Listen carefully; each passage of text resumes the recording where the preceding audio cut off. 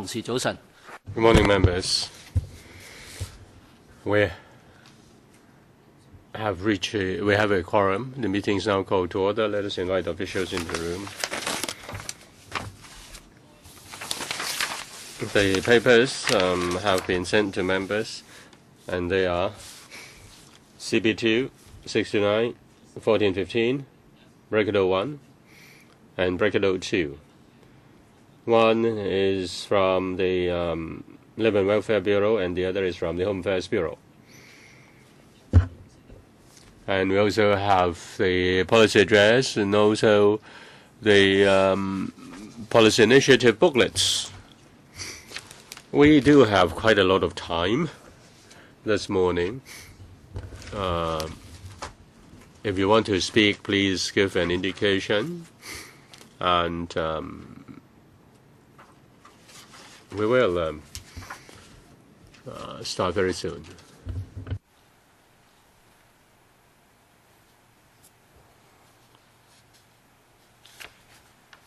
好，歡迎局長、秘書長。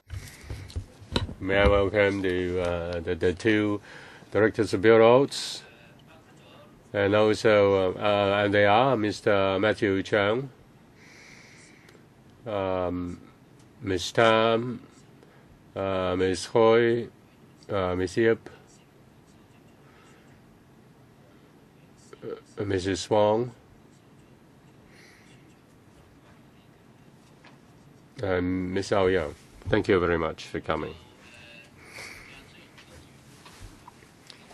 So we have enough time. We still set a 5-minute cap. I know that you have quite a long speaking note. We have been following the government policies, so please keep within 5 minutes, Mr. Chung. Good morning, members. I'll just be precise concerning helping the poor, helping the elder, caring for the elderly, and helping the disadvantaged. They are important points in the policy address. We have many things to say. First, on the poverty line, as you can see, that there is an impact. In 2013, the poor population declined to 970,000 from 1 million, and poverty rate 14.5%, which is a 5-year low. We've achieved some success in the stages. The Finance Committee has approved the LIFA, low-income family allowance, low-income family working allowance. As for the food bank or short-term food assistance, we'll add another $200 million. To that, 168,000 people are benefited. Tomorrow we'll have a meeting on retirement protection. Tomorrow we'll have detailed discussion. As for caring for the elderly, an important item, we will continue to implement all the measures, including the $2 public transport concession at the end of March. The GMBs will provide the concession in phases. In the first phase, over 300 routes, or 78% of the GMB routes. We encourage elderly to be more active. As aging in place, we have a number of measures, and then we'll speak on the details. The Elderly Commission has started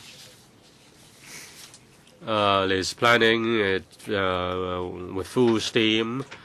The Elderly Services Planning Program will be launched in 2016.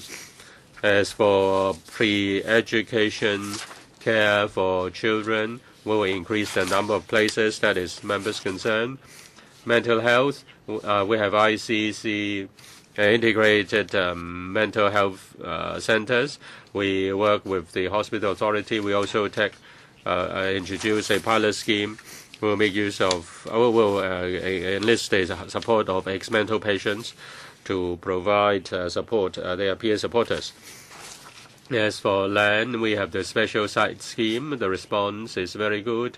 40-odd institutions have proposed over 60 projects. That's a breakthrough. There will be more than 10,000 places available so as to bring relief to the waiting time. As for helping women to join the job market. We will strengthen our child care service. The child care centers and child care nursery or kindergarten child care center will extend their service, and we will increase the number of places by 5,000 because at present there are only 1,230. We will also launch a pilot scheme on training grandparents so that they can help caring for the grandchildren. We also strengthen the manpower of the Integrated Family Service Center in terms of preventive care, remedial care. We outreach to contact the groups that need help. We will make use of the CIIF. We follow the example in Tin Shui Wai. There are 4 new housing estates. I went to visit one yesterday in Kowloon East in Kai Tak. It's Tak Long Estate. There are 8,000 households, and Kai Cheng Estate has 5,000 households. Many of them are new immigrants. We are building a new community network. We contact them house door to door. We will deal with family issues at the source, from adjusting to the local situation, getting jobs, helping children to get into school, so on and so forth. We attach importance to the empowerment of women. As for the gender mainstreaming list, 20-odd bureaus and departments have adopted the list, and we require them to comply with the list. And as for women's participation in advisory bodies, the percentage will be increased to 35%. Just 5 minutes, Mr. Chairman. Next, Ms. Hoi of the Home Affairs Bureau. Chairman, members, highlight the measures in respect of the Family Council, the CIIF, and social enterprise. Now, Hong Kong attach importance to the core value of family value. Work through the Family Council, we promote care and love and care, responsibility and respect, community and harmony. And we commission a body to study parenting models in Hong Kong and how they affect family life. We launch a family education kit for new parents. We plan in 2015 to implement a number of measures to promote the importance of the family. In 2015, we'll continue to work with the Family Council to implement all the measures. Starting from 2013, all measures should be family-friendly and should adopt a family perspective. We will review the framework, the effectiveness of framework, organize training for civil servants and experiences sharing sessions. And we'll continue to work on publicity. As for CIIF, or rather Community Care Fund, 27 programs have been launched, benefiting more than 870,000 people. The government has regularized 10 project items involving $800 million. In 2015-16, we will regularize the provision of additional traffic subsidy for children from SEN, children with special schools. And we will also launch a pilot scheme for the elderly so that they can get support in terms of dental care. In phases, the scheme will extend to all elderly receiving OALA. The first stage, we cover those above age 80. In the coming year, there will be new projects including strengthening support students, SEN students, and students with special education financial needs. And before the implementation of LIFA, the students who benefit from full benefit of school textbook allowance, there will be a one-off special allowance in 2015-16 school year. social enterprises are developing. Its number rose from 260 in 2008 to 450 at present. The variety of service and target groups have become more pluralistic. People have better understanding of social enterprises. With the introduction of the partnership scheme, 161 social enterprises have been supported, creating 2,600 jobs. According to a study, every dollar invested in social enterprise will lead to $4 to $7 of in the social enterprises. The community will continue to promote the development of social enterprise to make it a platform to enable more people to develop their potential, promote innovation and progress in society. To strengthen the social enterprises as effective platforms, we work with NGOs to provide assistance to the PWDs and disadvantaged groups and elderly and ethnic minorities. There will be 2,000 to 3,000 training places. They will have a better opportunity of getting employment. We step up support to social enterprises and publicity and public education. There will be a number of supportive measures. And these projects will help to enhance the potential of social enterprises. And that will also enhance people's understanding of social enterprises and promote interdisciplinary cooperation. Thank you. Thank you, Undersecretary. So the floor will be open to questions from members. Those who are interested, please raise your hands now. We have Mr. Wong Kok Heng, Fernando Zhang, Alan Yang, Leung Chi Chang, Leung Yu Zhong. Mr. Wong Kok Heng, 4 minutes. How many minutes? Chairman, how many minutes? 4 minutes. Thank you, Chairman. Chairman, on the concessionary fare scheme, I have a question for the government. Of course, I welcome the extension of the scheme to cover GMBs starting from March. I have received questions from elderly people and people with disabilities living on Hong Kong Island. They have 3 questions for the government.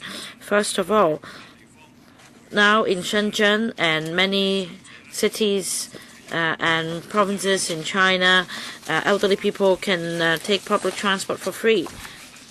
And even for Hong Kong residents, as long as they show their senior citizens card, they are also eligible for free transport.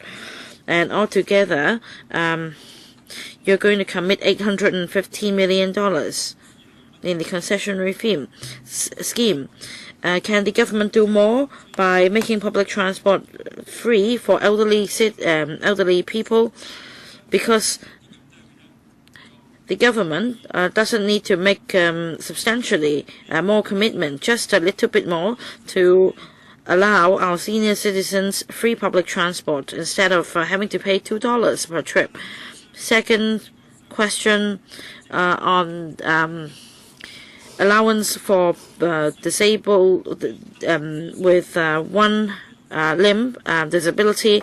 They're not covered in the scheme, and many of these people still have to travel to work, and they need to pay full adult fare, which is very unfair to them. And it's been a few years since I raised this suggestion. So can the government, first of all, provide the concessionary fare to people with one limb disability?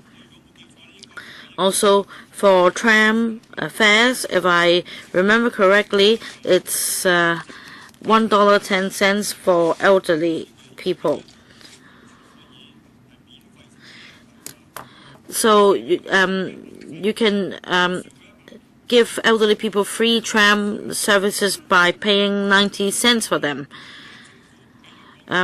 tram services is one of the earliest tram services in Hong Kong. It's been here for 100 years. Now the public transport fare concession scheme for the elderly has been extended to GMBs so that it covers buses, MTRs, ferries and GMBs, but not trams. So is it a discrimination against trams? So I have 3 questions on the concession scheme. Secretary. Now, can we follow the mainland model and allow free public transport for the elderly? Well, we have taken some difficult steps in reaching this state. Now the concession scheme will be extended to green minibuses starting from March, and it will be subject to review in a year. Do we have room for free public transport? Well, we won't rule out this possibility, but it's a matter of allocation and utilization of resources. On a single limb disability, well, we have not neglected your suggestion. We have a team overseeing the suggestions you made, Mr. Wong. It's a complex issue as the definition of single limb disability would bring about a number of issues. So if we roll out a scheme and then if we face judicial review, and if the government loses, it will be a huge financial burden of the government's behalf. I suppose you know all the problems involved. The third question on trams, we've contacted the tram operator, and we appreciate that for elderly they only need to pay $1.1 at present, and as for adults, it's $2.3, and we would be happy to subsidize 30 cents, and of course we will review the scheme in a year's time. Well, just one word, Chairman. If you pay 90 cents more under the concession scheme for the elderly, you can do more for the elderly. I think the government is discriminating against elderly people who take trams, and the tram company it's been in Hong Kong for 100 years. Now the public transport fare concession scheme for the elderly covers buses and minibuses and MTR, but not trams. So I think it's very unreasonable and is a discrimination against tram riders. Next, Dr. Fernando Zhang. Thank you, Chairman. Well, I think this policy address contains minor tweaks and patches. They're better than nothing, but they're not comprehensive. On poverty alleviation, the government talks about the drop in poverty rate on the government's intervention, and for the first time the poverty population has dropped below 1 million. In fact, right after intervention, the population living in poverty increased slightly from 19.6% to 19.9%. Of course, the percentage rise also means a rise in the population, and of course the OLA has seen some effect, and in fact, before intervention,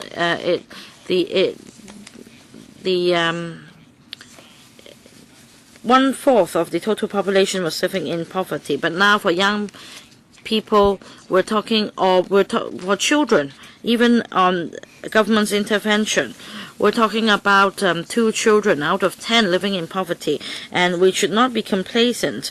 We should be ashamed.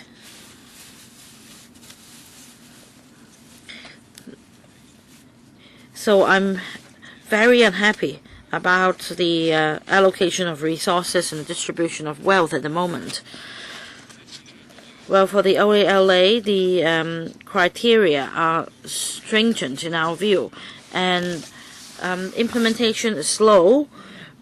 And we've asked many times before whether you can speed things up.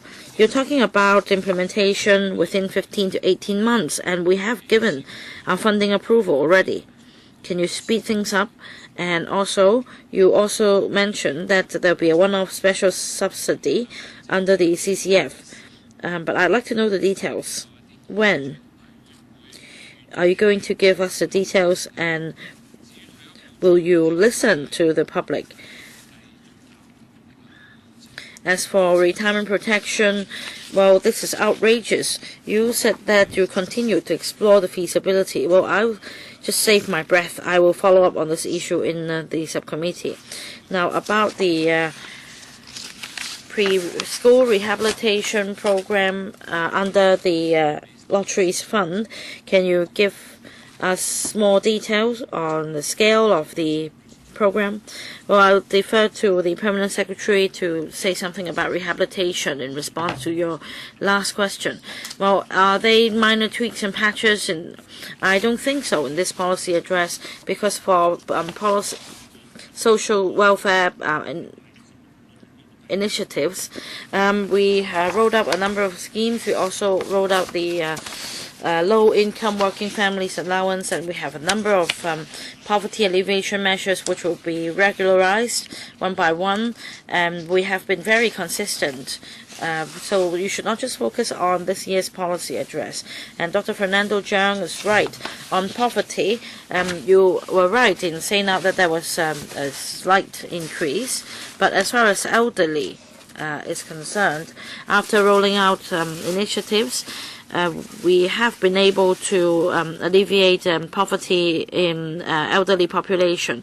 Although you mentioned that, and it is true that there was some still 30%, you should refer to the report. Chairman, allow me to continue. Very succinctly, there are elderly people not on CSSA because they do not have the financial need. So the figure was somewhat inflated, and we don't know by how much. But it's true that there are elderly people not earning, not making any income, but having quite some wealth. And also, there are two measures under the CCF that can help alleviate the situation for needy families and also the end without. As you understand, we are dispersing funds, 4,000 for one-person household, 8,000 for two-person, etc. And these and without may exactly be the target groups under these programs. And we're also inviting the CCF to consider how expeditiously a one-off special subsidy may be given under the school textbook assistance scheme.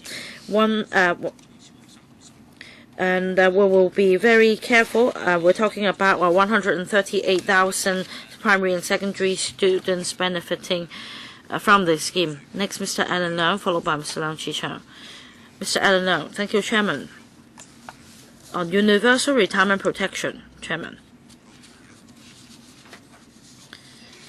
what will be the way forward for the study? What will be the focus of the study? Because if you say that you continue to study this issue, then there'll be no end. $50 billion has been earmarked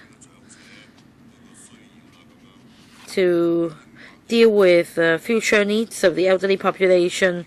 And how has the government come by the $50 billion? How was the calculation done? I'd like the Secretary to respond to this first. Although tomorrow we're going to have a 2-hour meeting of the subcommittee, I'd like to answer your question anyway. Retirement protection is important. As you can see in our paper, we're committed to deal with this issue within this term of government. Whether it should be universal retirement protection is subject to discussion. But it's not the case that we are disregarding totally views of the public.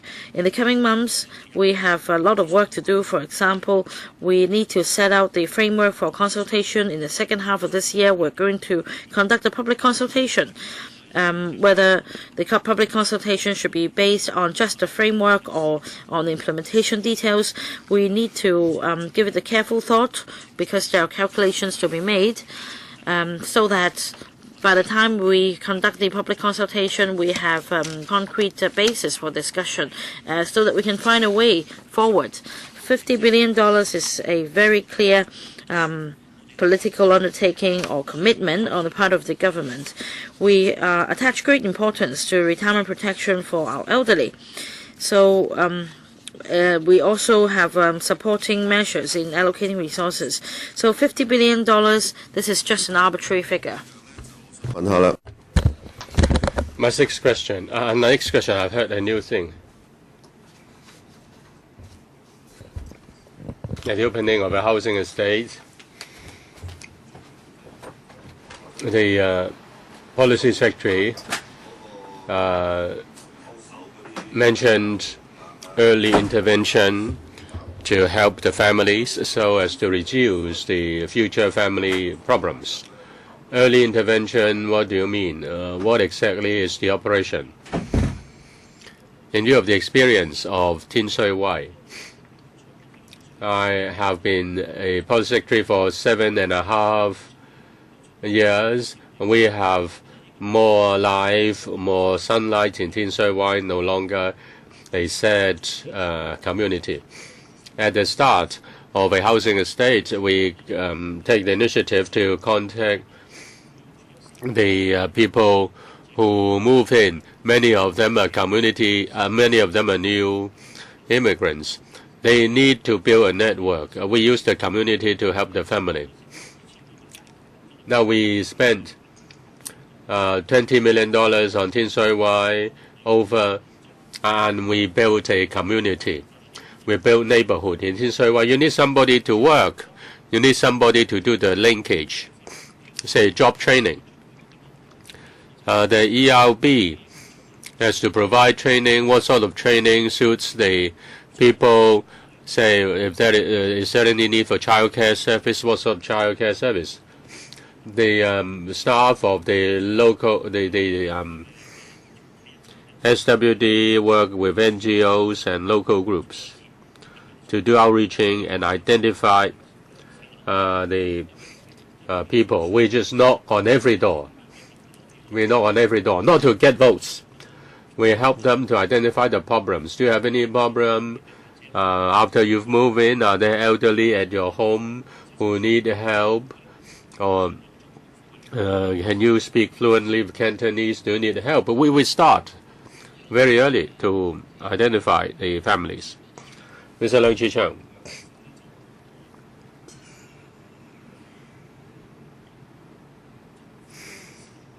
With regard to the policy address, in fact, the DAB raised a lot of suggestions before the the policy address was delivered.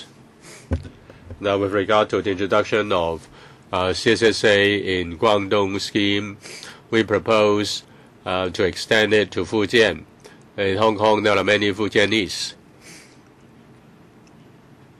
But I have not seen that proposal in the policy address. I hope the Secretary can speak more on this.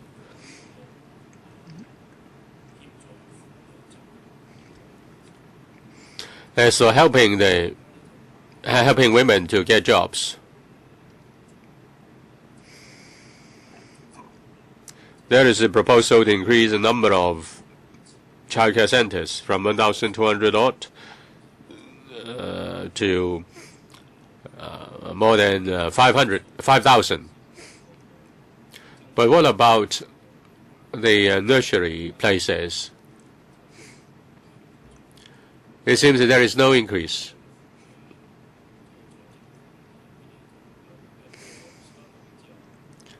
I've heard the complaints of working women. They say the first 3 years are most crucial for their babies. And if there is adequate nursery service, then they can go out to work. But if there is not enough nursery service, then they will stay at home and care for their children. Concerning the increase in places, What is the distribution? And what about those babies between 0 to 3 years old? As for the Guangdong scheme, 1,830 Hong Kong retirees are staying in Guangdong. They are receiving the OH allowance. Whether the scheme will be extended to Fujian, we not yet for this stage, but we will review whether there's room for that. The geographical and cultural ties and transportation ties are rather close between Hong Kong and Guangdong, and many retirees go to Guangdong. We need to consider various matters. As for elderly retiring outside Hong Kong, we hope to take that into account when we deal with the issue of retirement or retirement protection. Please give us some room so that we can think through the issue. And there are a lot of policy issues to be considered. As for supporting women to work, yes, let me stress the importance of extended service. There is childcare, there is nursery care, but usually the service ends at 6 p.m. The parents are still working. Now we extend the service to 8 p.m. Apart from the new initiatives in policy address, there are also existing measures. In each district, there are over 100 NGOs providing after-school care. And now we have over 30 centers providing after-school care to 9 p.m. Also during public holidays and even during school holidays. And we extend the service to 9 p.m. and we work on holidays. 34 centers are providing a service. As for those below age 3, there will be 100 new places. We can't increase that substantially at present. We are fighting for more space. There are community nannies. The neighbors can help.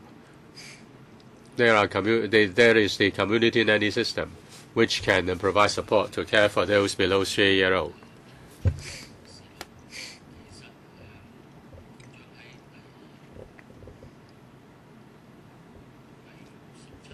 In paragraph 17, he said that there was not the increase of service, but the extension of service hours. The increase of 4 times. There is no increase in places. There is only extension of service hours. Leung Yu-chung and then Pun Siu-ping. Thank you, Chairman. Just now, Mr. Fernando Cheung criticized the measures for the fact that they are piecemeal measures.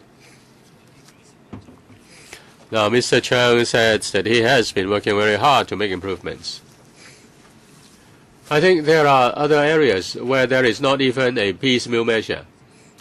The CE in paragraph 63 mentioned the risk of partitioned or subdivided units, in particular those in industrial buildings. The buildings department will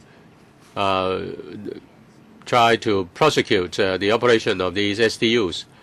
You know who are living in SDUs? They are poor people. Otherwise, they wouldn't have been living in a SDU. As if you eradicate or remove all the SDUs, industrial buildings, where will these people live? Now it is said that there will be temporary housing provided under the existing mechanism. Is there any temporary housing? They may not fulfill the temporary reception centers requirements. Say if they are living in an industrial building, they're driven out, they live in Then they will move to B building, and they will move to C building. The situation will get worse and worse. The rents will continue to rise and rise. So the living standard will continue to deteriorate, but nothing has been said in the policy address to deal with that. There will be the low-income working family allowance, but it takes time.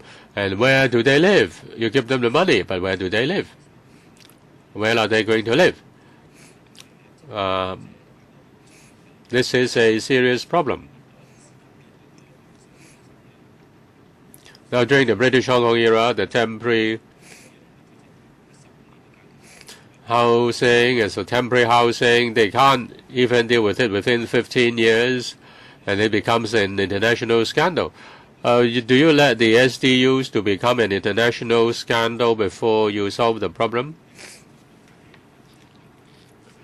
Mr. Chang, concerning women who are liberated from their homes and they can go out to work, they want to receive training first. And there is only and there is not enough training courses for them. Many want to become mentors of pregnant new mothers. Many want to study for courses as domestic workers, but such classes are always full. And apart from these courses, there are no other courses. Now, will you consider additional resources to the giving to the ERB and help to enhance the training of women? Thank you.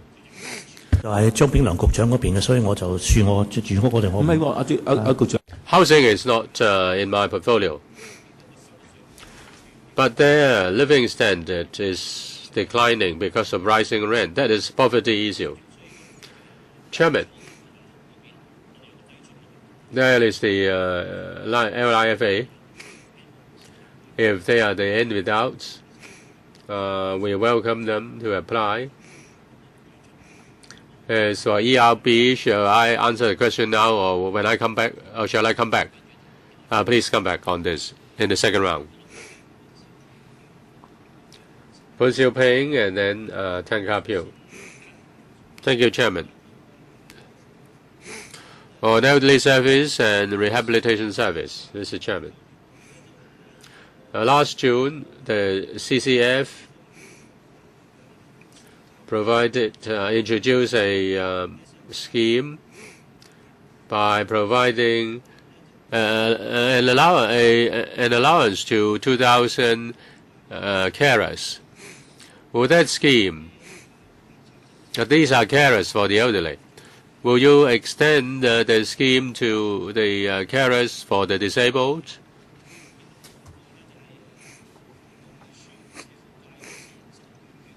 According to the paper, in order to deal with the shortage of nurses in welfare sector, 14 classes had been organized. They were 2-year courses. Now, there are 920 places. How do you come up with the number? And is it done after an assessment? Is it decided after an assessment? And how many of them will go back to the welfare sector to work after training? As for rehab buses, you continue to increase the fleet because of keen demand. You increase resources so as to increase manpower, increase the funding so as to increase manpower. The number was increased from 18 to 141 rehab buses. What is your target? How big a fleet will that be? And what will be the manpower situation? As for the carers allowance, it is an allowance given to one who cares for the elderly. It is means tested. we aim at the low-income families. They cannot work because they have to care for the elderly. The elderly, therefore, they have a reduced, they don't have any income, or they have little income. Would that be extended to the families with PWDs? You know, this is a pilot scheme.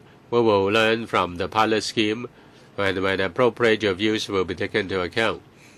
As for the training for registered nurses, or rather enrolled nurses, that was successful.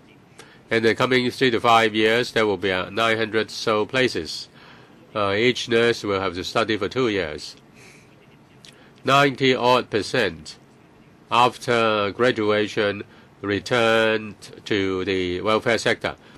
When they were studying, they were provided with they study for free. We are adding new rehab buses.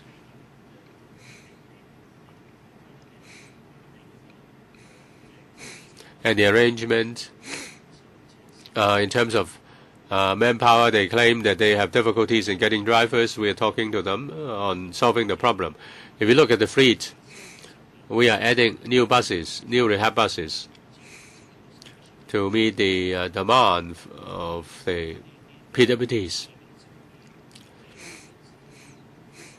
There are taxis which can accommodate wheelchairs. Many elderly people need these vehicles. It's not just the PWDs. There are elderly people who also need to use wheelchairs, and we want to build a bigger market. Many are able to pay. The problem is a lack of service. Thank you. Next, Mr. Tang Ka-biu, followed by Mr. Ray Chen. Thank you, Chairman.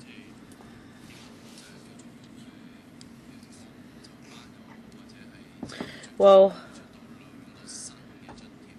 in a progressive and orderly manner, the administration in this term has been able to roll out the 2 new schemes, the LIFA and OALA, to address the needs of 2 major target groups. However, on disability allowance, you still haven't told us how the reform will take place. Of course, we're concerned about people with loss of 1 limb, or those suffering from diabetes resulting in amputation of 1 limb. And there have been suggestions on adopting a tier structure or assessing the loss of a limb on a scale. And as I understand, the Census and Statistics Department was tasked to conduct a survey, and the survey has been completed. Now, are you minded to undertake a reform for disability allowance within this term, or, having done all this work, you're still not minded to implement any reform for disability allowance? I'll say a few words and then I'll defer to the Permanent Secretary to take your question, because the Permanent Secretary leads a team, and we have been working hard on this issue. We have an interdepartmental team comprising representatives from the HA and the Department of Health, because the disability will have to be certified by a doctor.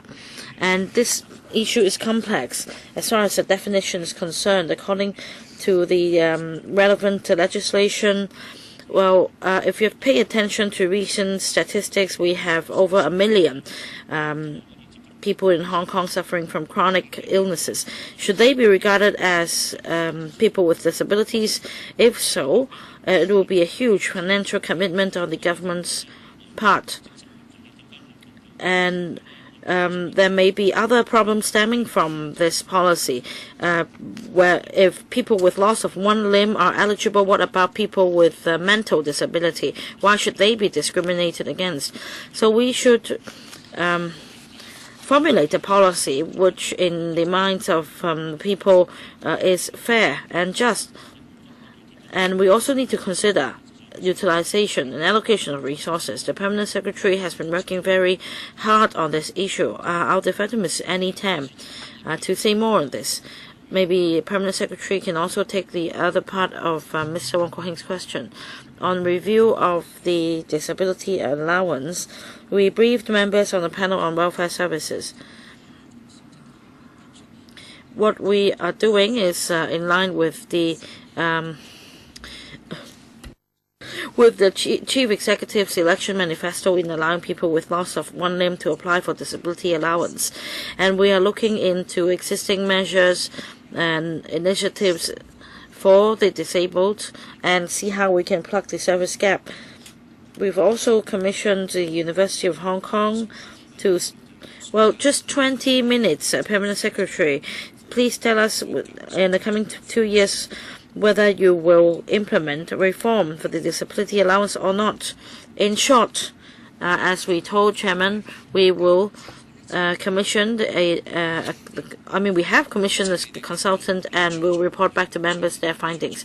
So you can't tell whether you are going to implement the reform or not. Now, as Permanent Secretary mentioned, in March we are going to have an item on the agenda for this issue. I don't think she'll be able to answer you today whether she is or is not going to undertake the reform, Mr. Ray Chan. Chairman, I agree very much that you won't force them to give you any answer anyway today. First, on the fare concession scheme, I appreciate the tram operators' effort in initiating that it be covered under the scheme. And as Mr. Wong Kwok-hing said just now, if we just subsidize them by 30 cents, they can just pay $2, and the tram operator declined this offer. And the tram operator is smart because by not pocketing it first, they can exert pressure on the government to press for more concessions. And on universal retirement protection, well, Secretary, tomorrow at the subcommittee on universal retirement protection, yes, we can continue to discuss this issue. We can go back to the beginning and discuss whether it should be for social benefits or it is the right of everyone. So we're just discussing on principles. Again, if you want to forge a consensus, definitely there won't be one.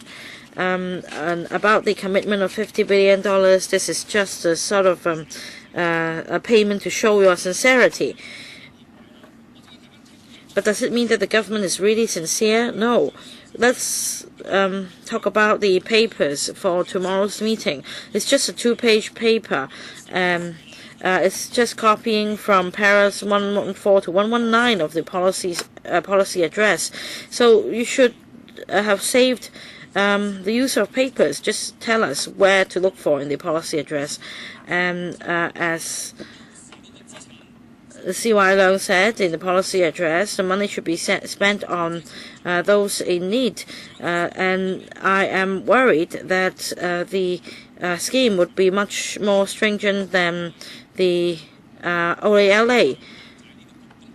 We won't have any universal retirement protection for all. We will only have a retirement protection. But even if we ask again tomorrow, we won't get any answers.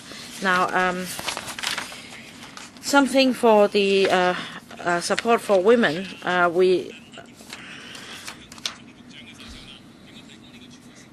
Now about full-day service for childcare. Well, I think you are, it's a matter of rhetorics. In your paper from 2015-16 onwards, increasing by phases, and then increase the number of places from about 1,200 to over 6,200 places. I don't know if I understand this correctly. Does it mean that you won't get 6,200 places in just a year's time? And also in 2017-18, you're only going to have 100 additional full-day childcare places. So, Secretary, can you explain very clearly? Just respond to this question, not the former 2. Now, about the 5,000 places, that means in the coming financial year, we are going to provide 1,200. We're going to increase the number of places by 1,200. So out of 2,000, the first batch in the coming financial year will entail 1,200 places. So that means doubling the number of places, and we'll continue to discuss with the kindergartens and childcare centers to provide more support. Yes, indeed, at present we don't have the services, but now with additional places we have this standalone service for parents. This is a new kind of places. I mean, for the places of extended hour service, EHS. This is about provision of places of extended hours service. Now we're going to provide an additional 1,200 places. So you can't say that we have not added any places. Now let's make it clear that this is about extending the service hours for these places, not increasing the number of places. For additional places, you only have 100 in 2017. What about the geographical locations? I don't have the distribution at hand, but of course we implement the service based on the needs. For example, in Sha Tin and Sham Shui Po, where there are more children, of course we are going to provide more places, rather than, say, in Central and Western District where there aren't many children. So in districts where there are more new arrivals and and children, we're going to address the needs in these districts first.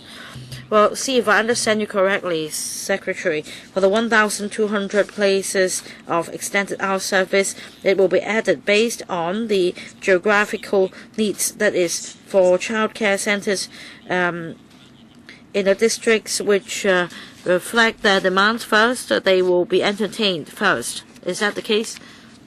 P.S. For childcare centers and kindergarten childcare centers, we're talking about existing ones. And what we will do is to discuss with the centers to find out the number of children in these centers and the waiting list, so that we know which districts have the highest demand. And we also need to consider the capacity of these service providers. And through discussion, we will understand where we should provide additional places. Sorry, I need to take up more time. When are we going to know more details? Because you need to go back and forth. We have the resources, and what the SWD will do is to discuss with the operators, and we have some figures, and we also need to get some figures from these operators.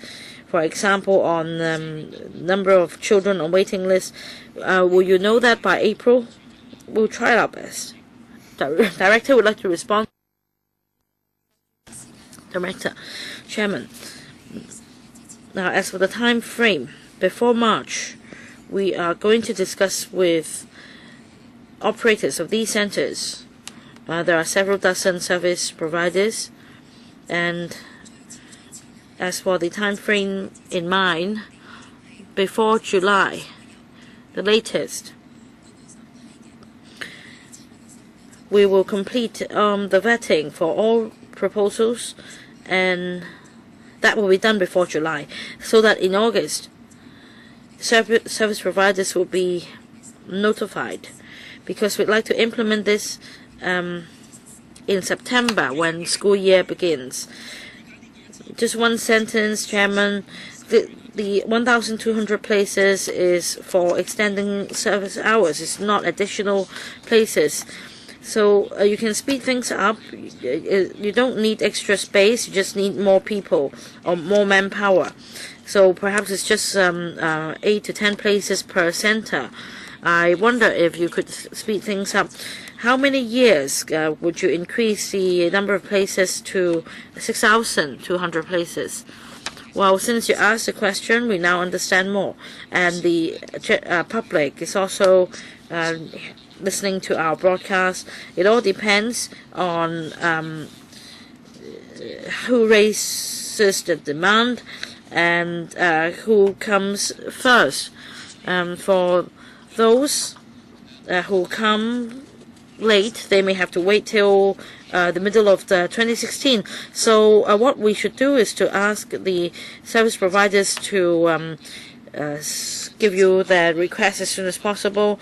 For example, if it's 1,300 or 1,500, you don't need to wait till next year. And can you give more resources to these service providers, say by the middle of this year? Next, Mr. Lam Kwok Hong. Well, now things are clear. Resources means money. Do we really lack money? You say that you're going to increase the places by 1,200 first because you don't have money. How much money are we talking about, Secretary? From now to providing 5,000 in comparison with just providing 1,200. What's the difference in terms, in dollars and cents terms? If you say there is no people, if there is no place, that's another problem. That's another issue. Don't you have the money? Aren't we a world-class city?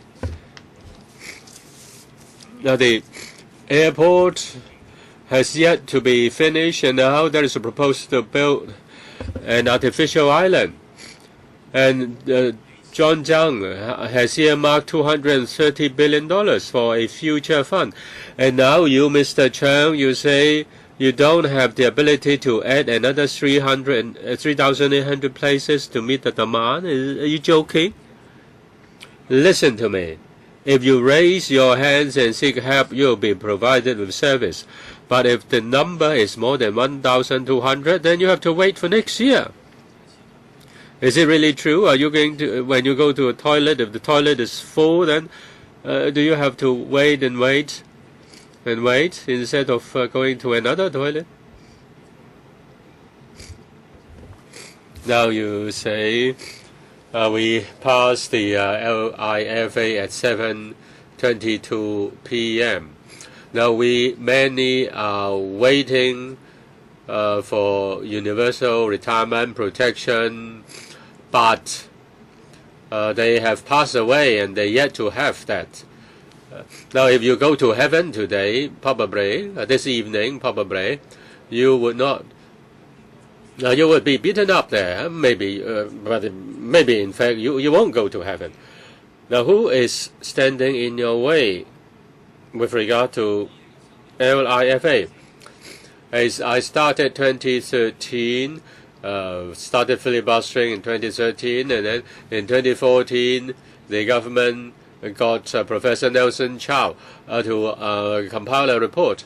Well, leave him some time to answer the questions. Well, I don't need to give them time because they have no answer. Their answer is meaningless. You just giving benefits to your favor, to those you want to give favor. You're not providing enough service. You have a bit of everything, but nothing is enough, and you don't provide enough. You're just going through the motions.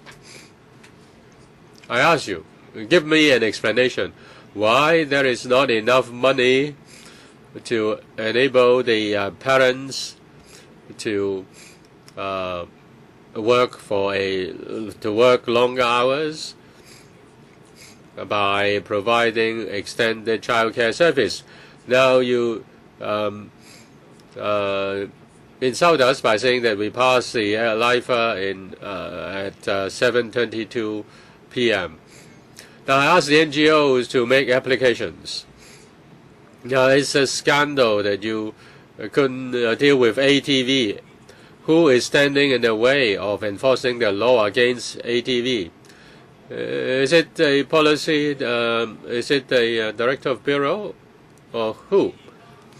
It's just one more step You can't deal with ATV.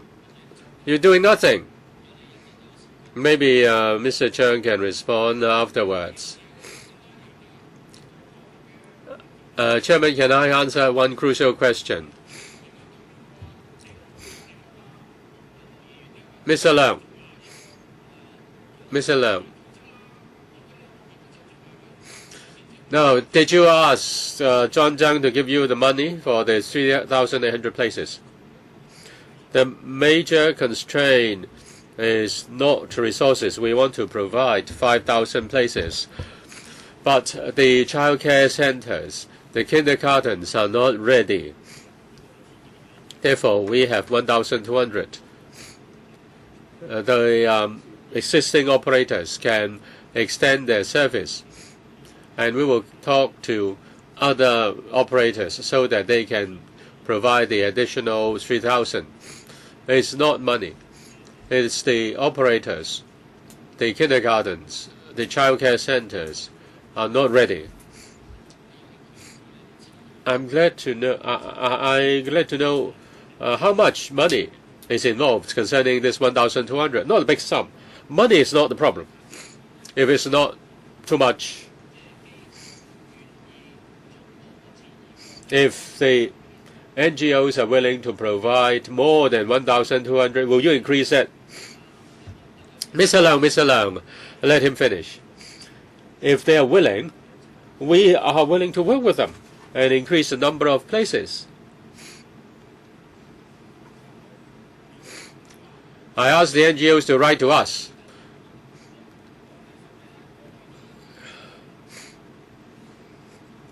The director.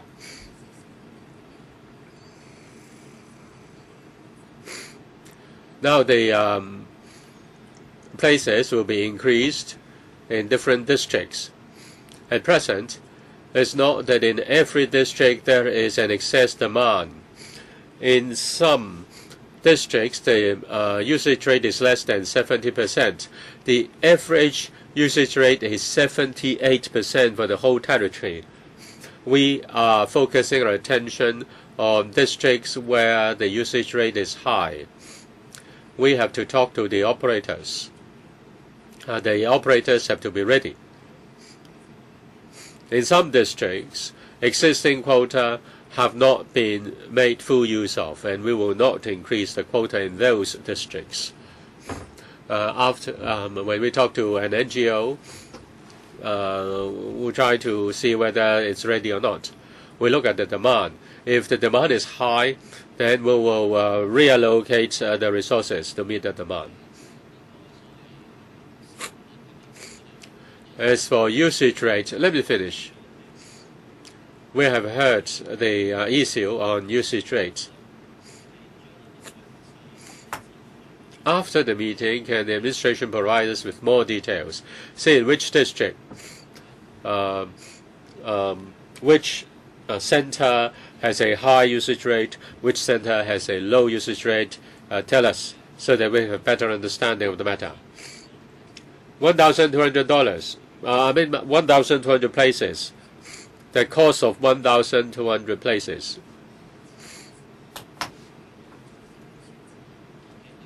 We can only announce it after the budget. Okay, then we will wait for a month or so. Mr. Frankie Yik. Paragraph 60 of the paper concerning youth service.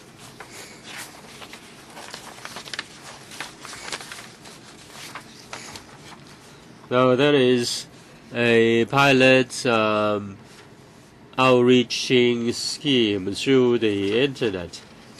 I know that some NGOs are doing well and some. Why you still need a pilot scheme? Why don't you give the money directly so that they can enhance their service? The pilot scheme has been in place for several years and it is successful. We need adequate time to review the situation. We will soon complete the review. We tend to regularize this. Internet outreaching or rather the pilot cyber youth outreaching project is very effective. We don't find the young people in the streets. Instead, we find them through the internet. Now, it has been working for 3 years. The review is going on. We will expand it. Chairman, I recognize the achievement of this scheme, and I hope more resources can be given. You know that young people don't go out. Even you go to a restaurant, you see a couple eating. They're just talking through the internet. They're talking through WhatsApp instead of talking to each other directly. Well, now is my time. 4 minutes for me as well. First, on the Elderly Services Program Plan, we did discuss that. Now, you will concerning expanding the scope of consultation and also consulting the districts. I hope that you not just consult the district councils, but also the elderly people. Now you've paid a team to do the work. A lot of suggestions have exceeded the scope of your study. Will you will you also take on board those views? It shouldn't just be limited to the work of the LWB. It's for the whole government to address the issue. As for the special scheme, every year there is something new suggestion. Now we have set an agenda for April. There will be a timetable and a roadmap concerning the 60 projects. We want to know more about them. Concerning child care, releasing or liberating the women to work, it's not just related to welfare. It's an issue of education as well. For example, whole day kindergarten service, and also when we go to the Education Bureau, they say it's about child care. So we're being pushed around, but there is only one government. Please do not pass the buck. Freeing women to work. One way is to increase the number of places for full-time whole-day kindergartens, and also there is a need to extend after-school care. And the quick win solution is the community nanny, but you're just paying $20 per hour. It seems that these community nannies are just volunteers. They're just doing volunteer work. Can't you treat it a job, and can't you give them at least as statutory minimum wage? Okay, my questions. Concerning building a community network in new housing estates, this is a very good thing. When we find the pilot scheme, we found the pilot scheme by Housing Department very successful. Later they didn't work on that. Now you need to rely on the CIIF to provide such a service. Now it has been so good. Why can't the government pay for that? People will be provided with this service if they need help. But now you just ask the CIIF to do it, and the NGOs will have to foot half of the bill. Is it not? Why can't you foot the bill? Lau Tau Kok, Upper Estate, Kai Ching, Tak Long. In fact, they are close to each other, and also Sang Shui.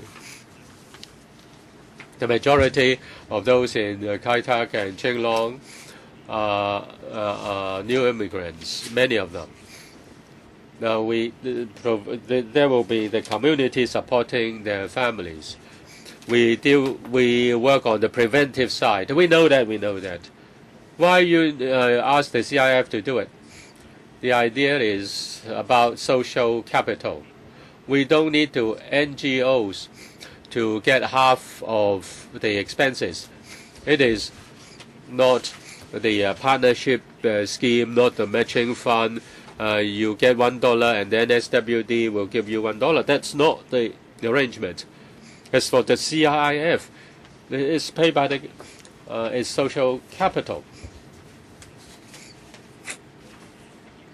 We have $200 million dedicated money injected into the fund, which is to help the poor, the government, the business sector, the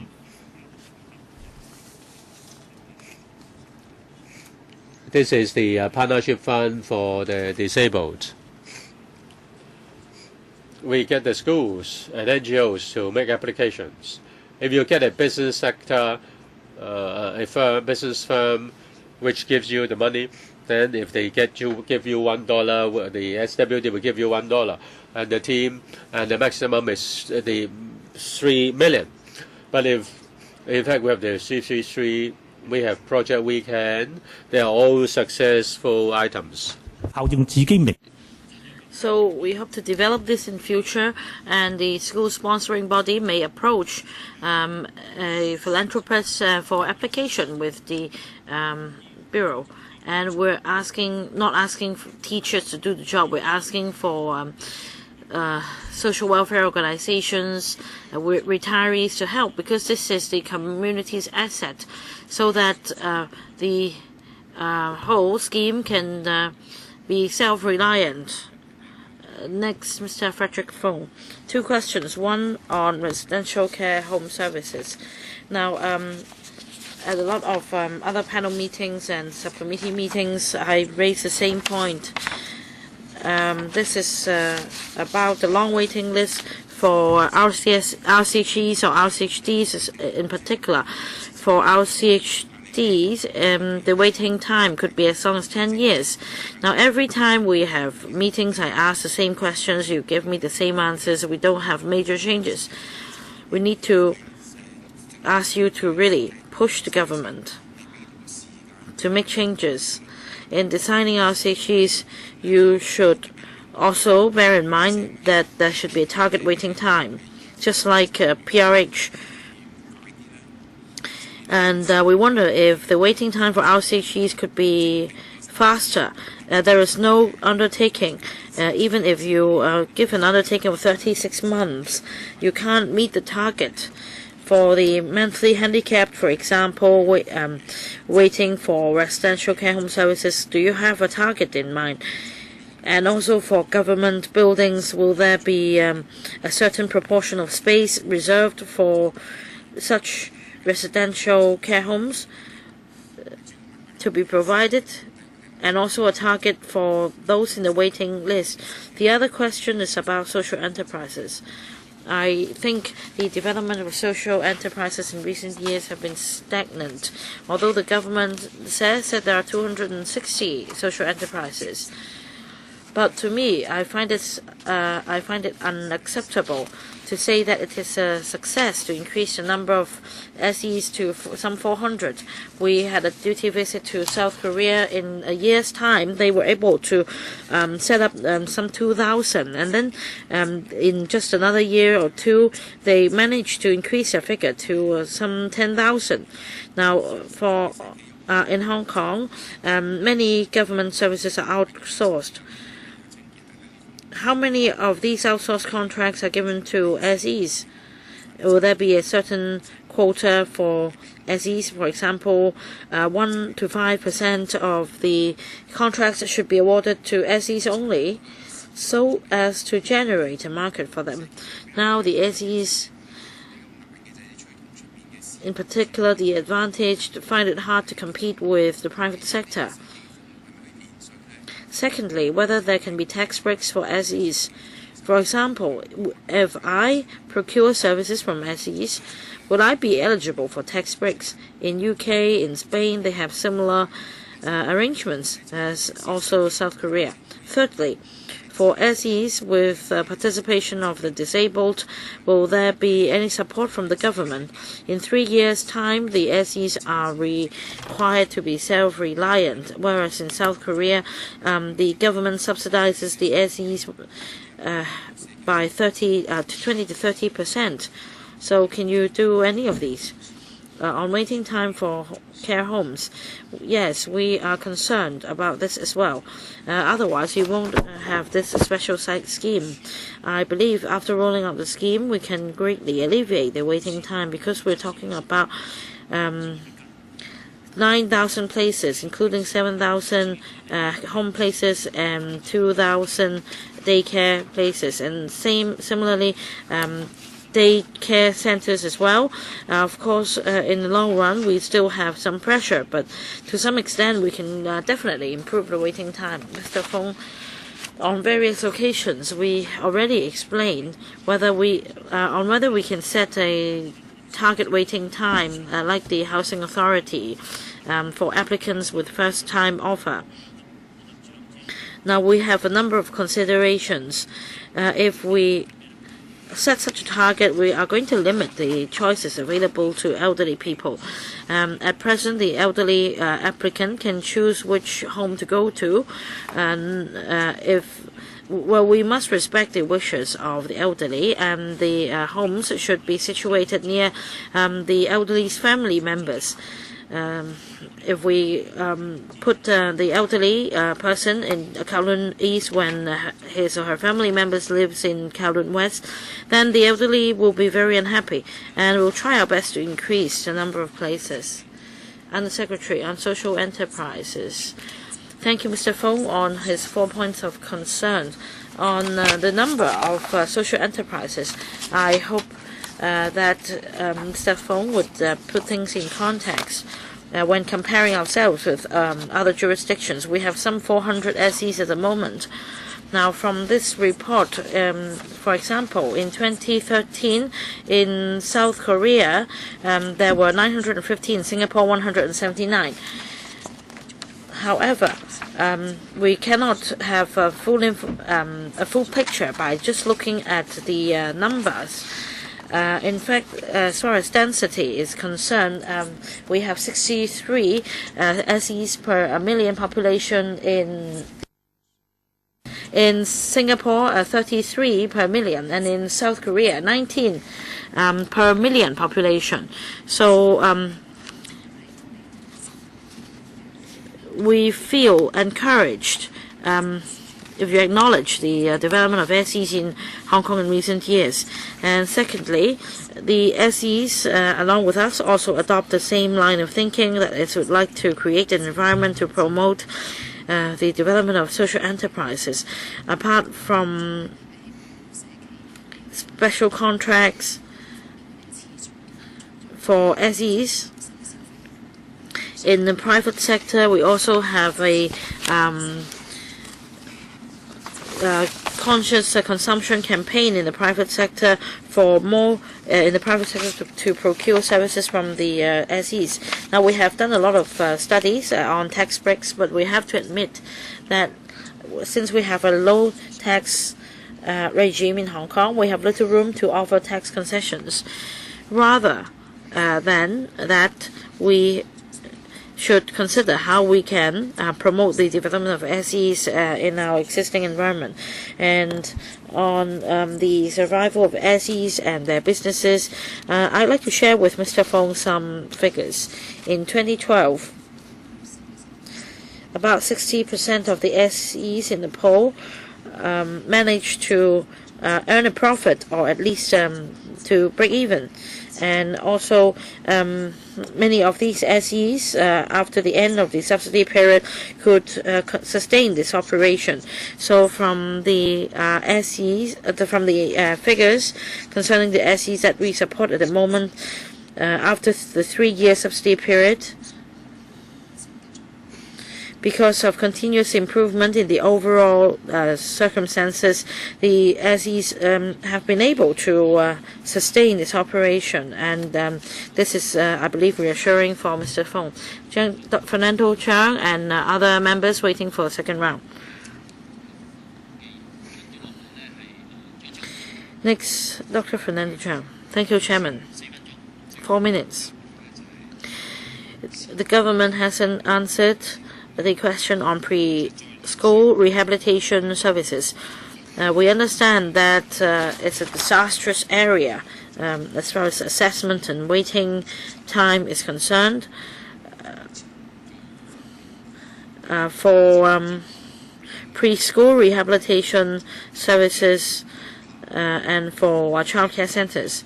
Now, the government suggests that we make use of the lotteries fund to provide on-site services. Now, there are children with special needs, but they're not regarded as needing this help, and they don't stand to benefit under the scheme, especially for those studying in kindergartens. So can you tell me something about the scale of this pilot scheme? How many children will benefit? And also, extended hours of service for child care centers, 1,200 places. The increase seems to be substantial. The figure has been redoubled, but more on further questioning, now the utilization rate amounts to 80%. So your version is self-contradictory. You must admit that there are problems with the figures that you quote. Apart from extended hour service,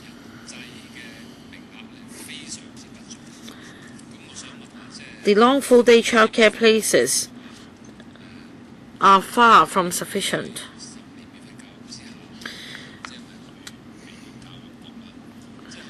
Now, this is under the LWB's portfolio. I don't know whether with 15 years of free education, this will go under the Education Bureau.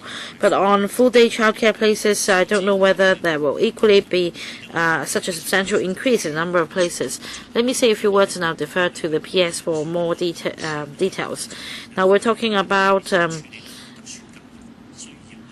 training given to teachers, and we've heard that teachers don't have sufficient training for handling children with special education needs, SEN students, and therefore we believe there should be more support for these students because the waiting time is long, and we are therefore suggesting on-site services so that support can be given to children at schools. At the schools they study, not just to children but to parents and teachers as well, as a transitional measure and also to enhance the service standard. And if this pilot scheme is successful, we'll be happy to strive for more resources to regularize the scheme. This is a breakthrough. We're talking about outreaching services, and I'll let PS to supplement the details. Thank you, Chairman. Well, as the member points out, we through ESC, IC, provide such services. We don't have sufficient number of places, and we are going to increase the places by 3,842, and at the same time, having discussed with the stakeholders, we are going to provide on-site services, and then through EETC, schools under the EETCs will be able to get on-site services to support children and parents and teachers. And we're also going to invite experienced organizations to give us their views for our reference, and it may not just be limited to one or two. It could be more organizations involved. And there are other organizations running other pilot schemes under another fund. And since we are trying out the new mold, and we need to find out the best practices, and we can then share our experience with them to see what the best model is, or what the best practice should be. That's the purpose of the pilot scheme. Chairman, my question was very simple. My question was how many students will stand to benefit. You talked about some 3,800 places. How many and by when?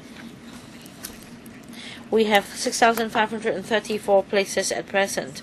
We hope to increase the number by 3,842. This is under ETC and SEC. This is not just for this year. Please focus on this year. My question is very clear. I am talking about the on-site services under the lotteries fund. How many places? As I said just now, we're going to invite experienced NGOs to give us their views, and we'll see the proposed target number. But that should be of a certain scale. You must not let NGOs propose any figure. We have some 6,000 in the waiting list. If you say 200, 300, or 1,000, well, you should at least have a range or have an idea of the scale. Yes, the NGOs can make proposal. If they say one place, then you give one place. If they say 10,000 places, then will you give 10,000 places? You must have something in your mind. Our idea is that the demand is great. Can you tell us how much can you go? Now there are 6,000 waiting. Can you increase to 6,000 as much as far as that? The director. Now this is a brand new service, a brand new approach. We discussed with NGOs. They said by the PS, Permanent Secretary, we make use of the ECT teams. We have to consider it's not just money. How much money can you give? Let them consider. How much money can you give? That's really news. It's put in the policy address. It's put in the policy agenda. And you officials coming to explain, you don't even have the quota. I know that you must have something in your plan. And what will be the limit? We make use of the lotteries fund. There is no need to get money from the government. Right. But doesn't the lotteries fund impose a limit? It would say, for example, 10 million to 20 million. Well, we do have quite a lot of resources. We've injected 100 million. We've injected $10 billion. Can we say infinite? Or you just cap it at 6,000? We make use of the ETC resources. Those who are running ETC. Are the resources unlimited for EETC? If it is unlimited, then they can expand their manpower first. Now, it is more flexible by using the lotteries fund. Chairman, they say one is done by CCF, the other done by the lotteries fund, the other done by CIF. Everything is done by the funds, and they don't have a detailed plan. They don't have the plan. They say they have to talk to the fund. Is it the policy address for funds or for fund? Now this is a new idea. Not too many NGOs are able to provide the outreaching service, and in fact, there are not too many NGOs. We have to talk to them. How many cases can they handle? If we can get 10 million, 20 million, 30 million from the CIF, it depends on how much they can do, and we are willing to provide the money. We want to help the kindergartens. It's a pilot scheme. So money is not the problem. I think manpower and space is the problem, isn't it? Can you give us a reply by April what your plan is? I have never seen such a policy address which is so unsubstantial. 又有窮. First on SDU. Please limit it to the welfare sector. The rents keep rising every month, not every year, every month.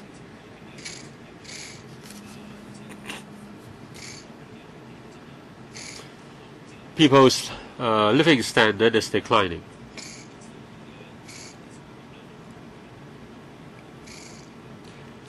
How can the LWB or the HAB help those living in SDUs suffering from declining living standard? The $200 million are not able to liberate women to join the labor market. They have to care for their young children, 0 to 3 years old. They need long time or extended day care for their children.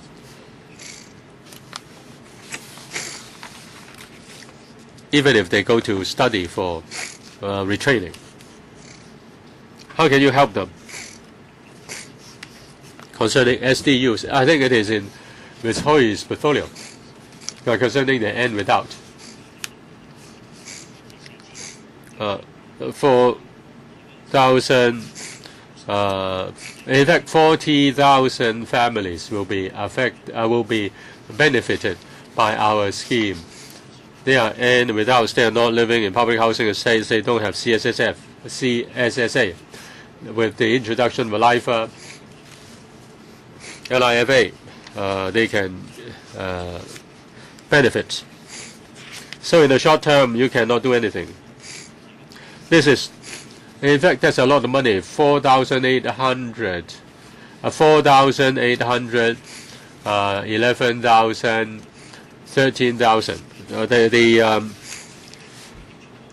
allowance given by the CCF. As for giving support to women, in fact, women have to take care of the children and the elderly. We need to provide not only day nursery to care for the children, we also need to consider the elderly as well. And we need to provide comprehensive services. I think there is a new approach. You can save up your credits.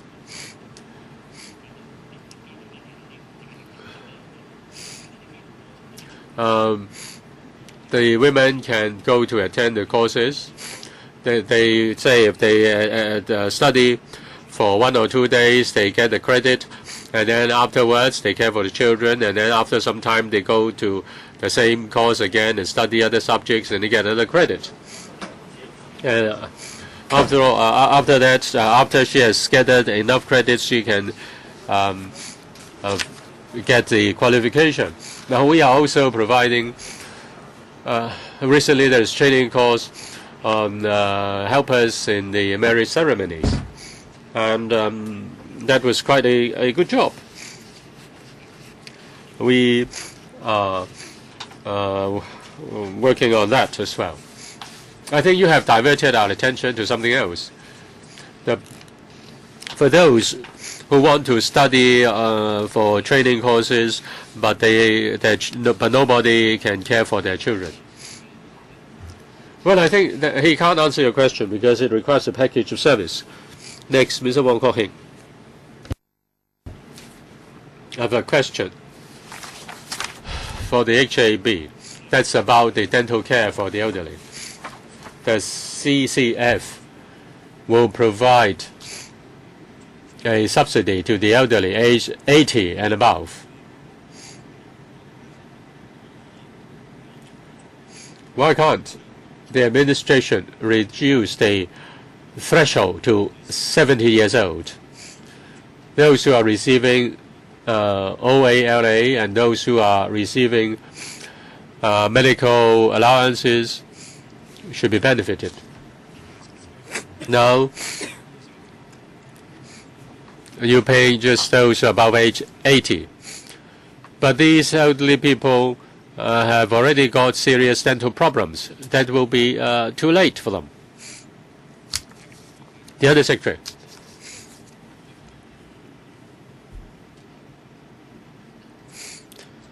Thank you, Mr. Wong, for your concern for the elderly.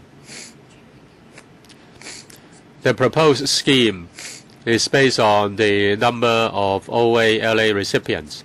There are many of them. We need to set priorities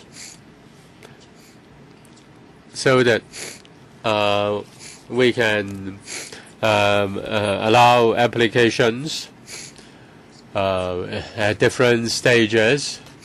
There may be a very if everybody can come to apply, then there may be the system may be overloaded. The fund therefore decides to provide service or assistance to the elderly age 60 or above, and basing on the situation, the fund will consider reducing the threshold. 嘅每一位嗰啲錢咧，咁你所謂逐步降低，咁其實你 Yeah, you say you will gradually reduce the threshold. How soon? Well, I welcome the present proposal, but there is still the question. You say many will be benefited. How many will be benefited?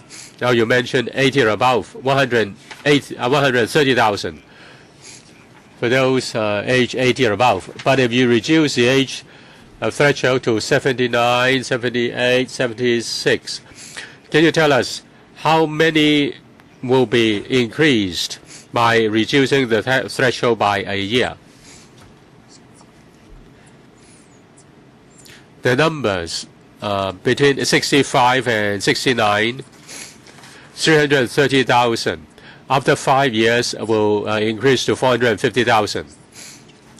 If we increase the scope to all LIFA recipients, then it will be a quantum jump. Can you tell us how many dentists are providing their service on a voluntary basis? The number is increasing.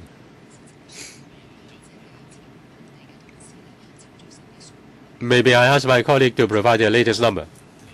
Yes, Hao Yang. As for number of dentists, there are about 300 who are in the scheme. In fact, the number of dentists is the constraint, one of the constraints for expanding the program.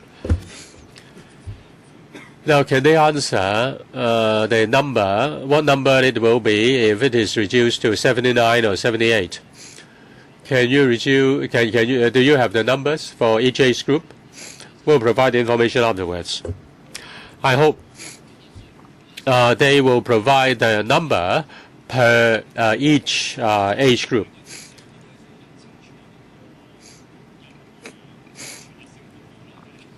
I want to ask full-time childcare whole day childcare service from 1,000 to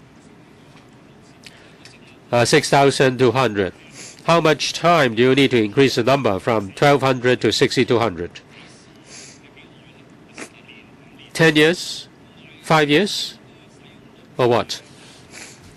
Now you say the usage rate is 80%. It is not meaningful. So even if there are places in Hong Kong side, the parents cannot bring their children from Kowloon and place their children in the nurseries on Hong Kong Island.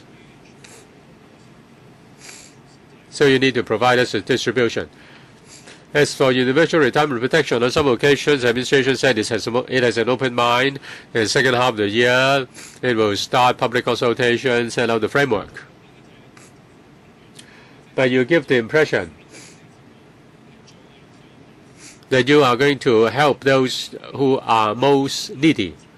So you've already closed the door before the framework has been is set. There will be no universal retirement protection. I answer the question on nursery service. When we increase it to 6,000, we hope to do it within 3 years, but we want to get the ball rolling first. As for universal retirement protection, there will be detailed discussion tomorrow. We have reservation towards universal retirement protection. The definition of universal protection, we have reservation. But we need to address the issue. And the issue is brought up by poverty among the elderly. Do we need to give money to the elderly who don't have the need? It's worth discussing. It doesn't mean that we exclude all possibilities. I think we need to discuss the issues within a committee. We need to respect the view of others. Now, my view is this. If you put down in your policy address that you plan to increase number of places by 1,200, then so be it. But if you say that you increase number of places by 4 times to 6,200 places, we need to know the time frame. We need to make things clear. Otherwise, you're going to mislead people by putting this in the policy address that because you don't set the time frame. Well, Chairman, I clarify that we have put down by phases. By phases. Next, Mr. Leung Chi-Chao. Thank you, Chairman. I'd like to follow up on services for children. For long full-day childcare places for children aged below 3, there will be 100 additional places in this year. And the community nanny scheme can make up for the shortfall. So does it mean that the 100 places plus the community nanny scheme will be able to address the insufficient services for insufficient childcare services? In my constituency in Yuen Long, women told me that they really need the service for children below the age of 3. The mothers approached all childcare centers and yet they're unable to get a place.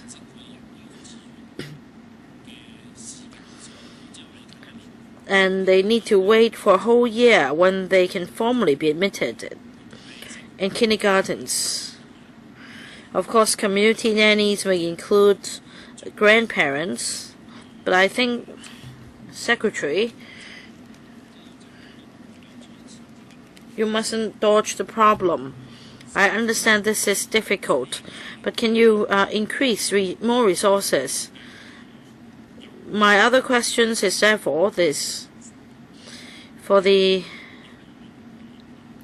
kindergartens, childcare centers and childcare centers under the Extended Hours Service Initiative, we face the same issue of childcare. So my question for Secretary is this. Have you stepped up collaboration with such childcare centers and kindergartens so that they can take care of children there until 8 p.m. for working parents to work? As you see in our policy address, we don't just increase the number of places. We also want to mobilize the community. There are several initiatives that are ongoing. For example, we enhance training for parents. Some young parents nowadays do not trust their grandparents in taking care of their children. It's really a matter of trust. So we, on a pilot basis, are going to provide training for grandparents so that the daughter-in-law may be reassured of their child caring abilities so that they can go out and work. Also, we try and see if we can ask large corporations to provide childcare services for their employees. There are 2 or 3 such large corporations in Hong Kong at the moment with this service, but we want to do more. For example, one organization says that on redevelopment, there will be childcare facilities available for employees so that working mothers can place their child with the childcare centers.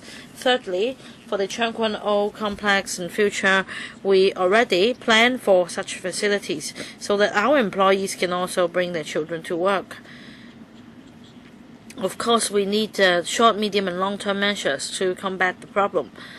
As I said just now, for kindergartens and childcare centers, for all districts, it's important that the hours of childcare be extended so that they can really, the parents can really commit themselves fully to work. Anyone else for the second round? Let me read out the names. I need to draw a line here. First round we have Chen Yun Han and Dr. Kwok Kaki, and second round we have Lau Kwok Hong and Frederick Fong and myself. I think we need another 10 minutes to deal with all the issues. I'll try to give members a third round, but I can't guarantee because this room won't be available at 10:45. First round is Chen Yun Han. Thank you, Chairman. I don't know whether anyone asked this question just now on retirement protection. $50 billion reserved. Now the funds have been earmarked. We don't know when initiatives will actually be implemented. Now, Secretary, shouldn't you give us some details on the $50 billion proposal? You say that retirement protection will be rolled out, and in due course some initiatives will be launched. I'd like to know the exact timetable. Yes, in the afternoon we're going to have a 2-hour meeting on retirement protection, and we can go into further details. But as I said just now, the $50 billion showed the level of concern of this government, and it is also the political courage and commitment that the government has. So we are preparing for the initiatives way in advance. Poverty in elderly population is really a thorny issue. On timetable, as I explained very clearly in the Chief Executive's policy address, the Commission of Poverty will play a very pivotal role because it will be tasked to formulate the framework. In the second half of this year, a full public consultation will be conducted. I want to pause here. Let's say in the middle of this year, not the second half of this year, because we won't wait till the second half of this year. Does it mean that we will only be given options A, B, C? Is this the direction of public consultation? Let's say we have 4 or 5 options for retirement protection, or are you going to be very fake? That's why I say in the coming 6 months that the working group will be set up under Commission of Poverty. We have over 20 members on the Commission. It's impossible to hold meetings of such a large scale frequently, so we need a working group to devise a framework first. I hope we'll come up with specific proposals instead of just general ideas for discussion. So does it mean that by June you're going to launch a public consultation? Well, I believe it may be a bit too tight. If we roll it out in June, we need to collate some figures. We need to wait for the CSD's statistics, because as the chief executive says, it's about making choices this year, including retirement protection. But at least we have a $50 billion commitment. If it's not June, when will it be? Well, Chairman, you're also a member of the COP, same as Mr. Frederick Fong, and we're going to have a meeting in February next week, and the COP will then discuss the roadmap and the timetable and everything.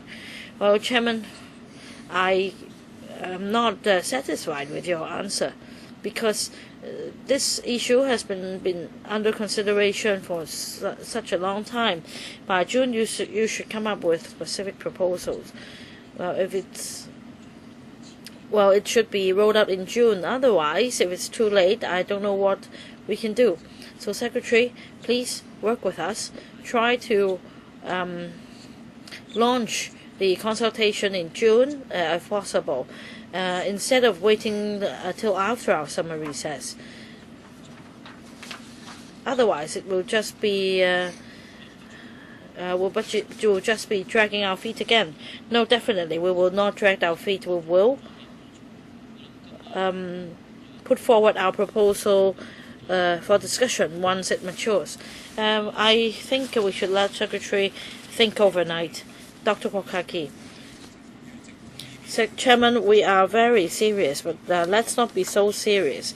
It's just a financial strategy that the government earmarks $50 billion. They often earmark funds for studies, for other projects. This is a trick played by Financial Secretary all the time. Professor Nelson Chow's report has been published for quite some time, and he himself is also very dissatisfied with the government as it doesn't pay attention to the conclusion of the report.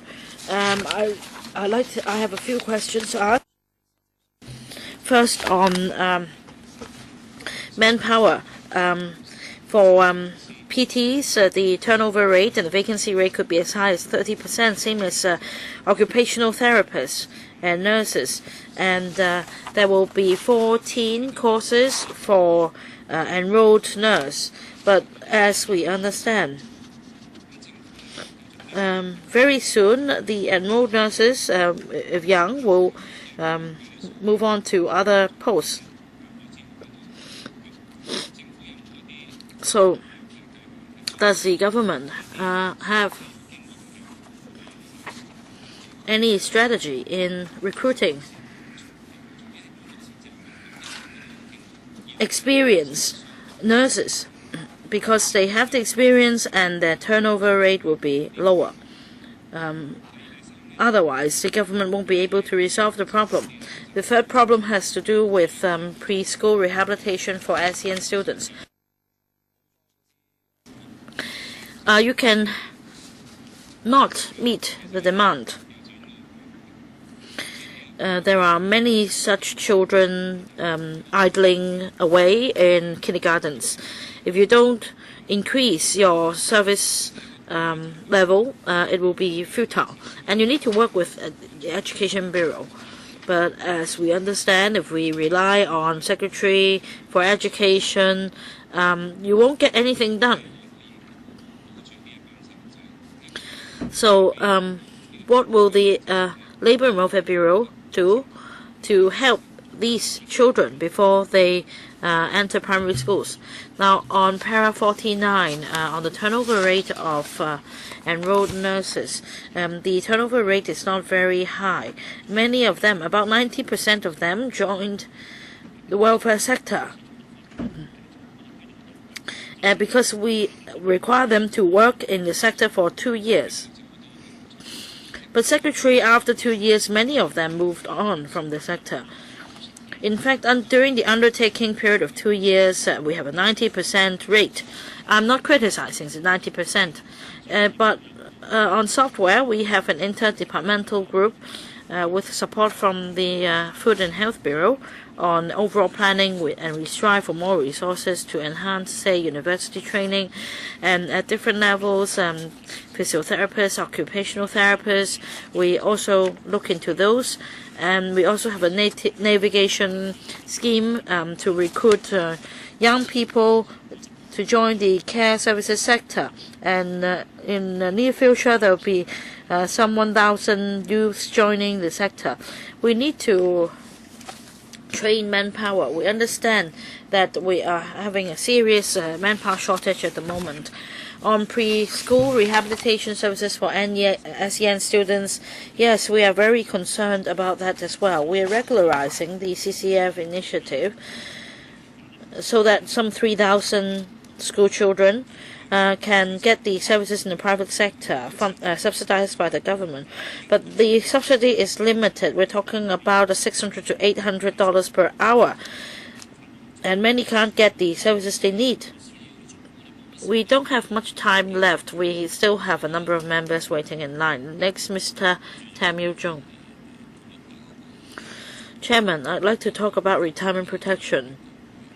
In the second half of this year, there will be a public consultation on retirement protection, and we need to make a choice, make a decision. I think it's time we make a decision, because we have discussed this for a long time. Some have suggested a universal pension scheme of $3,000 each, but we also understand that it may not be financially viable for the government. And this is also the experience of some jurisdictions, and co-payment may be necessary, and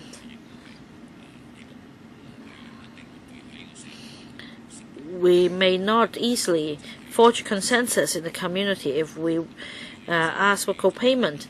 There are also other suggestions of paying the pension only to the needy. But at the same time, we already have CSSA and OALA, and the DAB is suggesting whether between these two schemes we can set some sort of OALA of a higher amount for those needy applicants. And we can implement this first before we revisit universal retirement protection. Anyway, I think it will be beneficial for the stability of society if we make a decision now. Otherwise, the government will be criticized of being too hesitant.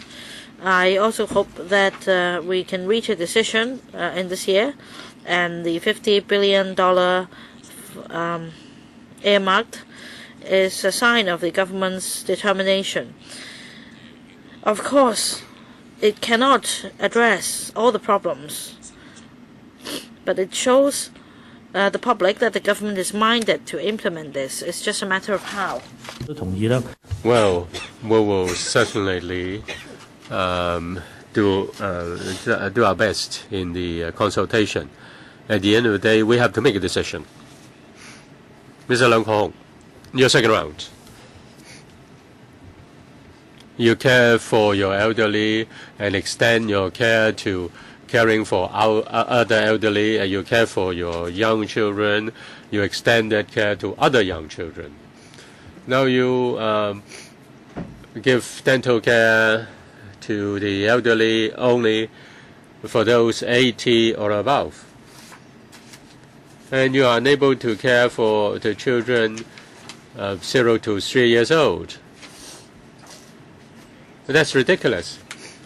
Last time when we did filibustering, we were discussing the dental clinics, and there weren't enough one in each district. And Wong Kok-heng said we were wasting time. If we didn't fight for the elderly, we wouldn't have this change. Is Priscilla Leung here? She is not here.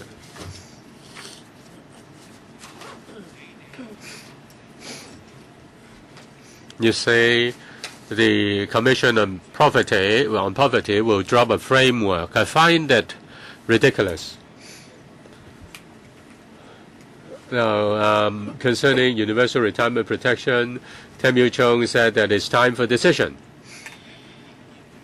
If you follow the advice of the DAB, put up their package for discussion. Put up their package for discussion.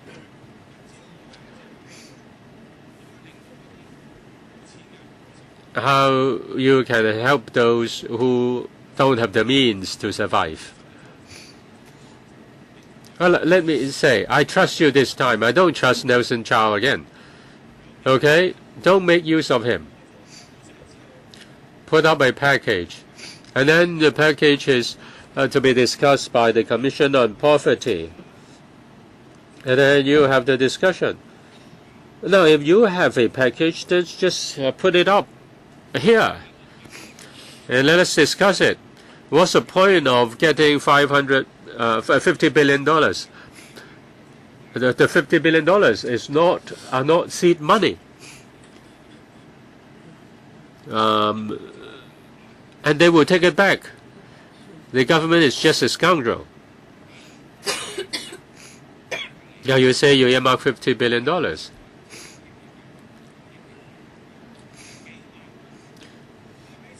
Now you tell the world that I have $1 billion to make a banquet.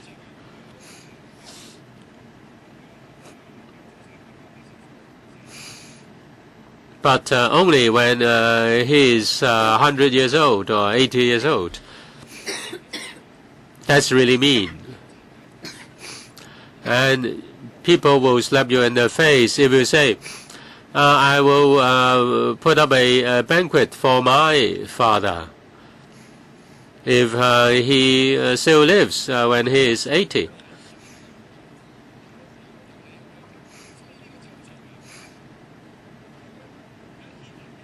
Now the government has $2,000 billion, and he said that he would set up a fund of $50 billion.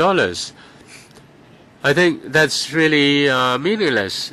If they have $2,000 billion, then they should give $50 billion for for universal retirement protection. They are able to do that. All right, your point of view is heard. Mr. KK Fong. Well, I'll say a few words, though they will discuss it tomorrow. The consultation shouldn't just be on matters of principle. The question is on a particular package. And when people consult, people can comment on the package. It will not be a discussion on principles.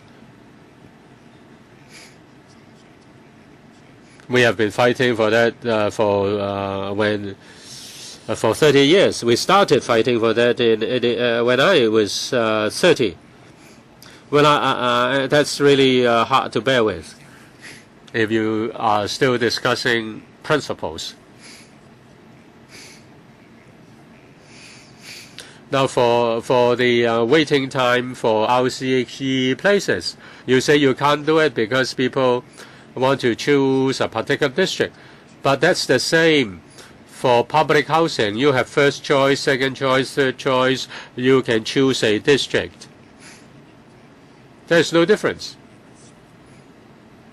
You know where people want to go. So in your planning, you can provide more institutions or RCHE places in the most popular or more popular districts. When you know the facts, you can do planning ahead. As for PWDs, the waiting time for a residential place is more than a decade. For the elderly, 5,000, 6,000 died before they allotted a place. As for the mentally handicapped, Some started to join the queue when they were just youths, and they haven't got a place even they become middle-aged. I think for a lack of space, government land should be earmarked for such institutions. I said that even government building lobbies can be used, but you're just nodding sideways. I've suggested that many times. Other NGOs have made such suggestions. Your government buildings have big lobbies. Nobody is using it. Why can't you use the space for the residential care for the disabled? Chairman, you have 1 minute. Concerning waiting time, we have discussed the matter in detail internally. If you insist, say, on a 3-year pledge or what, we will consider that. But many elderly may criticize us for being unkind. Now, we want to entertain their preference. Now, even if we make an offer of their choice, 30% or more rejected our offer. Some still want to live with the family, and that lengthens the waiting time. We know that we need to deal with this problem. As for rehab services, we know the three areas of three major problems for the severely mentally handicapped and also for other two groups. This is not related to land use, and that is about the redevelopment of Siu Lam Hospital. Now, we have already explained that to the council, and we've got the agreement of the Lotteries Fund. Siu Lam, we provided 1,150 residential places to deal with those who have been waiting for a very long time, and in Kai Leung, there will be another 400 places. Chen Yunhan, thank you for giving me a second chance.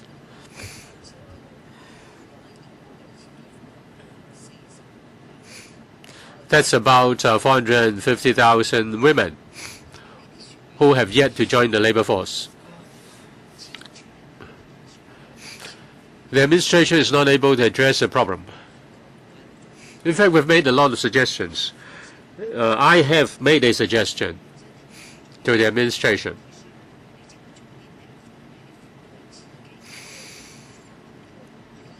If the administration can provide space within the community for child care, then the problem would have been solved. Say, in my constituency, there's Longchang Center.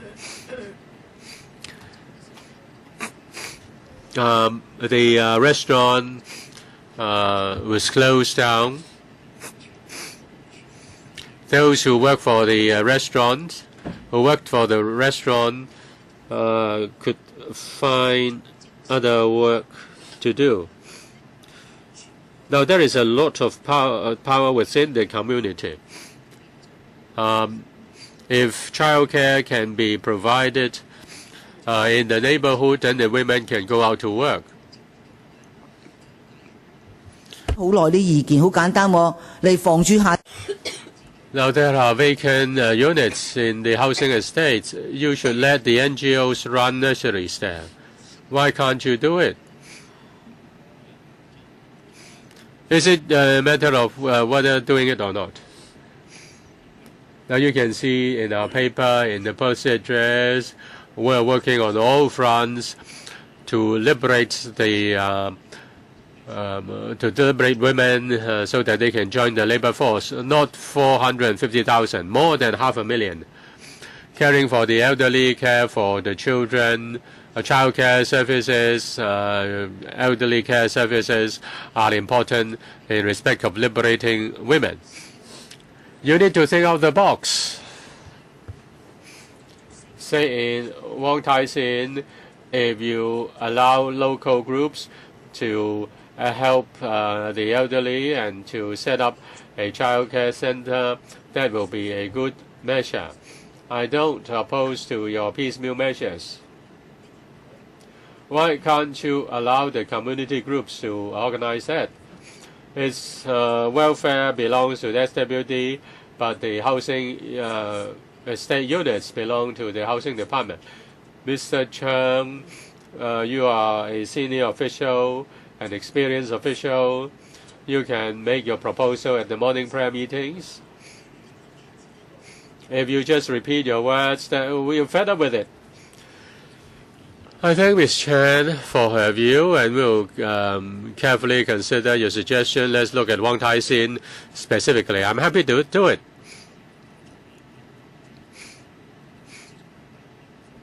We need to adopt different approaches. We are not just fighting the battle alone. We work with other departments and bureaus. Of course, there is room for improvement. Now, after the meeting, I'll talk to you and see if we can have a pilot project. I can drop N number of projects. You approve about $0.9 million to a housing estate, to a local group, but the housing department refused to provide space. The departments cannot break the barriers. If you can break the barriers, you can solve the problem. There is only one government. I will make use of the last minute to ask the Secretary concerning care for the ESPP program plan. Will you widen the scope of consultation to make the consultation much richer? We're happy to bring your view back. I know that you discussed that. The Permanent Secretary has heard your discussion. We'll go back and think about it. Permanent Secretary, we heard your view. We are subject to a timetable. The team, having consulted the public, will not throw away the ideas. If we can deal with it within the program plan, we'll deal with that. We set our priorities. The team or the working group is represented, has representatives from different departments. Even if it is outside the scope, we'll pass on the issue to the relevant departments. Thank you, members. We've overrun. The meeting is now adjourned.